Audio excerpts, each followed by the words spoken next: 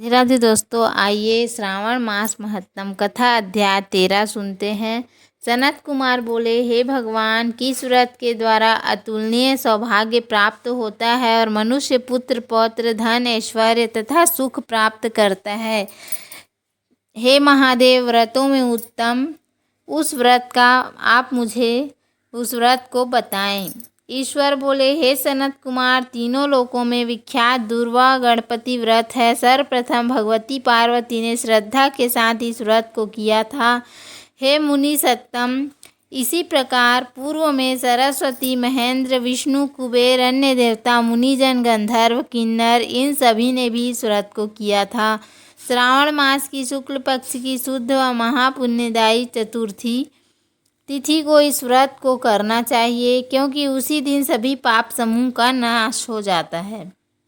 चतुर्थी के दिन स्वर्ण पीठासीन स्थित एकदंत गजानन विघ्नेश की स्वर्णमयी प्रतिमा बनाकर उसके आधार पर स्वर्णमय दुर्वा को व्यवस्थित करने के पश्चात विघ्नेश्वर को रक्त वस्त्र से वेष्टित ताम्रमय पात्र के ऊपर रखकर सर्वतोभद्र मंडल से में रक्त पुष्पों से अपामार्ग, शमी, दूर्वा, तुलसी, बिल्वपत्र, इन 5 पत्रों से अन्य उपलब्ध सुगंधित पुष्पों से, सुगंधित द्रव्यों से, फलों से तथा मोदकों से उनकी पूजा करनी चाहिए और इसके बाद उन्हें उपहार अर्पित करना चाहिए। इस प्रकार अनेक उपचारों से भी गिरजापुत्र विघ्नेश की पूजा करनी चाहिए। इस प्रकार कहें, सुवर्ण निर्मित इस प्रतिमा में विघ्नेश का आवाहन करता हूँ, कृपा निधि पधारें। इस सुवर्णमय सर्वोत्तम रत्न जटित सिंहासन को मैंने आसन के लिए प्रदान किया है, इसलिए विश्व के स्वामी इसे स्वीकार करें। हे उमासुत, आपको नमस्कार है। हे विश्वव्यापिन, हे सनातन, हे मेरे समस्त कष्टों को आप नष्ट कर दें। मैं आपको पाद्य समर्पित करता हूँ। गणेश्वर देव, उमापुत्र तथा मंगल का विधान करने वाले को यह अर्घ प्रदान करता हूँ। हे भगवान, आप मेरे इस अर्घ को स्वीकार करें। विनायक, सूर तथा वर प्रदान करने वाले को नमस्कार है, नमस्कार है। मैं आपको यह अर्घ समर्पित करता हूँ, इसे ग्रहण करें। मैंने गंगा आदि सभी तीर्थों से प्रार्थना पूर्वक यह जल प्राप्त किया है। हे सूरपुंगव, आपके स्नान के लिए मेरे द्वारा प्रदत्त इस जल को स्वीकार कीजिए।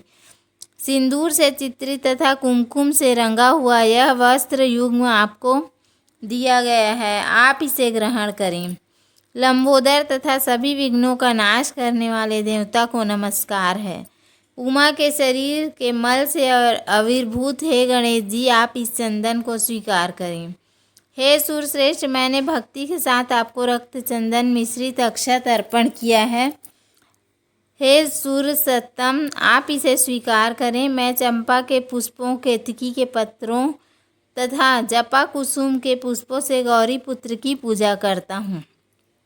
आप मेरे ऊपर प्रसन्न हों। सभी लोगों पर अनुग्रह करने तथा दानव का वध करने के लिए स्कंद गुरु के रूप में अवतार ग्रहण करने वाले आप पर प्रसन्नता पूर्वक यह धूप लीजिए। परम ज्योति प्रकाशित करने वाले तथा सभी सिद्धियों को देने वाले आप महादेव पुत्र को मैं दीप अर्पण करता हूँ, आपको नमस्कार है। इसके बाद गणानाम त्वा इस मंत्र से मोदक, 4 प्रकार के अन्न, पायस तथा लड्डू आदि का नैवेद्य अर्पण करें। मैं आपकी मुख शुद्धि के लिए आदरपूर्वक कपूर, इलायची तथा नागवल्ली के दल से युक्त तांबूल आपको प्रदान करता हूँ। हिरण्यगर्भ के गर्भ में स्थित अग्नि के सुवर्ण बीज को मैं दक्षिणा रूप में आपको प्रदान करता हूँ, अतः आप मुझे शांति प्रदान कीजिए। हे गणेश्वर, हे गणाध्यक्ष, हे गौरीपति, हे गजानन, हे ईभानन, आपकी कृपा से मेरा व्रत पूर्ण हो।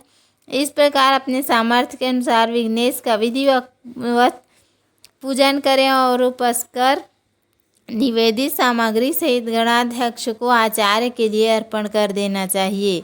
उनसे प्रार्थना करें, हे भगवान, हे ब्राह्मण, दक्षिणा सहित गणराज की मूर्ति को आप ग्रहण कीजिए। आपके वचन से मेरा यह व्रत आज पूर्णता को प्राप्त हो।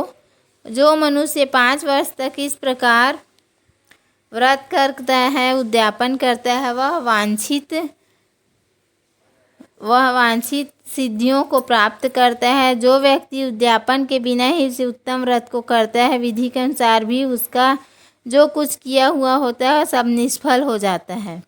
इसकी उद्यापन विधि इस प्रकार है। उद्यापन के दिन प्रातःकाल तिलों से स्नान करें। उसके बाद व्यक्ति 1 पल या आधा पल या उससे भी आधे पल की स्वर्ण की गणपति की प्रतिमा बनाकर पंचगव्य से स्नान कराकर भक्ति तथा श्रद्धा के साथ इन 10 नाम मंत्रों से दुर्वा दल से सम्यक पूजन करें। हे गणाधीश, हे उमापुत्र, हे अघनाशन, हे विनायक, हे ईशपुत्र, हे सर्व सिद्धि प्रदायक, हे एकदंत, हे इभवक्त्र, हे मूषवाहक वाहन, आपको नमस्कार है। आप कुमार गुरु को नमस्कार है। इन नाम पदों से पृथक पृथक पूजन करें। पहले दिन अधिवासन करके प्रातःकाल ग्रह होम करके दुर्वा दलों तथा मोदकों से होम करना चाहिए। उसके बाद पूर्णाहुति देकर आचार्य आदि को विधिवत पूजन करना चाहिए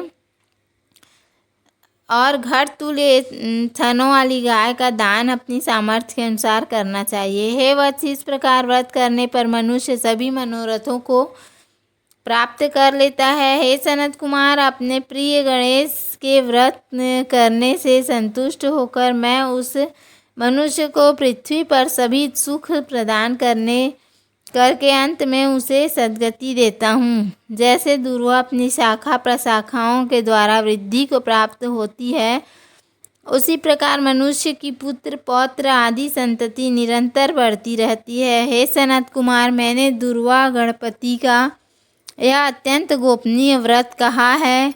सुख चाहने वालों को इस सर्वोत्तम व्रत को अवश्य करना चाहिए। बोलो गणेश जी महाराज की जय।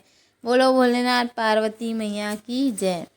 तो उम्मीद है आपको हमारा वीडियो पसंद आया होगा। यदि वीडियो पसंद आया तो वीडियो को लाइक शेयर सब्सक्राइब करना ना भूलें। धन्यवाद। राधे राधे।